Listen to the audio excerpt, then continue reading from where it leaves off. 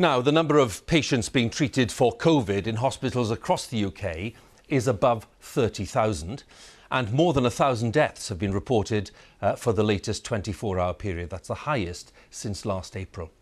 The London area is at the centre of the crisis as we speak, and our medical editor Fergus Walsh has been allowed to film inside the intensive care unit at London's University College Hospital. It is one of the city's busiest. The extended report, filmed by Adam Walker and produced by Noel Titheridge, will shock and upset many viewers.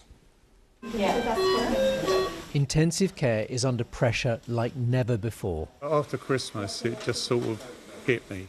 I've seen a couple of people within the short time that I spent in a hospital, they didn't make it. From a relentless rise in COVID admissions.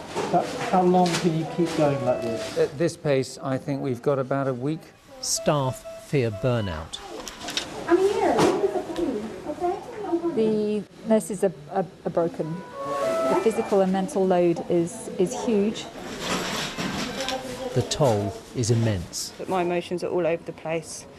Scared, sad, petrified, worried. This should be an operating theatre, but there's no surgery here. Instead, it's being converted into an intensive care unit. The number of COVID patients in London's hospitals has doubled in just 2 weeks. They're more stretched now than at the peak last April. We've got 3 times as many critically ill patients in this hospital than we normally have, and we've managed to stretch and spread to cover that, but that can't go on forever. Intensive care is expanding across University College Hospital, a children's area now for desperately sick adults. Every day, more wards are being transformed into ICU, ready for the next influx. But senior staff are worried. Got plans that we can expand for another week at this rate, but after that we really need to see it slow down, or we're going to see the care we can deliver suffer, I think. We'd be running so thin on staff that you just physically couldn't look after critically ill patients. 1, 2, 3, 4, 5, 6. It would be ideal if we had one more class. The ventilated patients are turned twice a day. Lying on their front, proned, helps get oxygen to their lungs. 9 staff are involved in this delicate procedure. Okay, we're going to go all over on 3. 1, 2, 3. To ensure breathing tubes, drug lines, all the paraphernalia of critical care are not disturbed. COVID has made this a winter like no other. Attila is 67. Over the holidays, coronavirus spread through his family. After Christmas, it just sort of hit me. It just sort of went bang. I just couldn't breathe at all. I didn't think I'll actually make it through. And you're gasping. It's like, there is no oxygen around. And it Frightening. Really, sorry? Frightening. Very, very frightening. Very. There are 3 pregnant women in intensive care. Rachel is due in 5 weeks. Every mother put her child before herself. Both she and her baby are doing well. They can't do anything that will harm the baby, obviously, and they look after my baby so well. All the time coming and checking, monitoring, the baby is happy. You can't see, but they're looking after 2 people in once. They're saving life. With the massive one, I think the lowest you can go. It's not as exhausting. The demands on staff are unrelenting, and on their families too. Alice has young children, cared for by grandparents in Scotland during the first peak. In stage 1, I sent my 5 and 7-year-old daughters away because we weren't quite sure how we would manage. So I had my 5-year-old in tears last night at the thought of another lockdown because she thought that meant I was sending her away again. She's most worried about the impact on nurses, the bedrock of care in ICU. It's not uncommon at the moment that I've come to work, I've walked into the unit to find nurses crying. The physical and mental load is huge, and I'm really worried that we're going to break a lot of nurses. And what about the doctors and as doctors, well? and doctors too.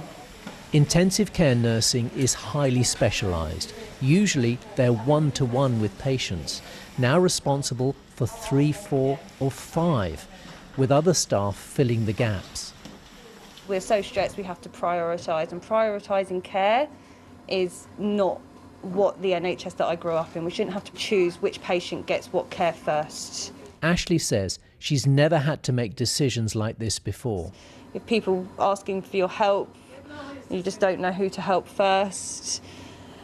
The patients are losing their lives at a dramatic speed. We're not just getting old people, this is young people that we're getting, people my age. That's okay. I've reported from here several times during the pandemic, and I'm always struck by the professionalism and dedication of staff. But this is a system under strain like never before. The warning signs here couldn't be clearer. The NHS is now on the brink. Unless infection rates start to fall soon, then it could seriously impact patient care, and not just for those with COVID. These are really serious consequences, and if we get to that point, we can't offer anyone ITU, not just COVID patients, but anyone who has a traffic accident or a heart attack or a stroke or whatever it is. We just won't have any more capacity to take them in. For now, the Trust is coping. Cancer operations are continuing, though most non-urgent surgery is cancelled.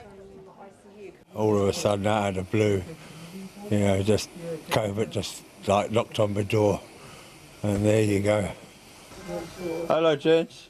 Yeah, I'm just pleased that I'm still alive now. Gerald is awaiting chemotherapy for lung cancer and had been shielding, but still caught coronavirus. Okay. All right then, Dad. Love you lots. All right, love you. Love you. He just wants to get home to his daughters. When you've got young ones behind, that's your worry. Because you fight for your life is for them, and you want to give them a life. The next few weeks could be the biggest challenge the NHS has faced in its history, and it will be its staff who will bear the brunt for all of us. And Fergus is with me. It's a rare glimpse of that you've shared with the viewers, Fergus, not for the first time, but I think it's fair to say that this was even more intense and even more harrowing than the last visit you made. Absolutely, it's worse, Hugh. Put simply, the staff there are used to dealing with a crisis, but they are exhausted, shell-shocked. I saw some in tears. Now, this is a UK-wide crisis. We now have 30,000 plus COVID patients in hospital across the UK. At the peak in April, it was 21,000. Now, the average age of those patients in intensive care is 60, but many are in their 20s, 30s or 40s. The images in that report, well, they are sobering, frightening even, but the NHS is urging people who are seriously ill with non-COVID conditions to come forward. No? So if you think you're having a heart attack or a stroke, or if you have a lump or a bump which may be cancerous, do seek medical help, because last time people didn't, and that cost lives.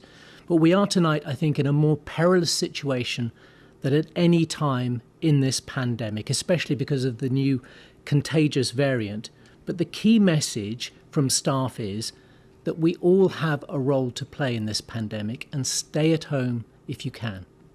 Fergus, many thanks once again for that. Fergus Walsh there, our medical editor, with that extended report from University College Hospital.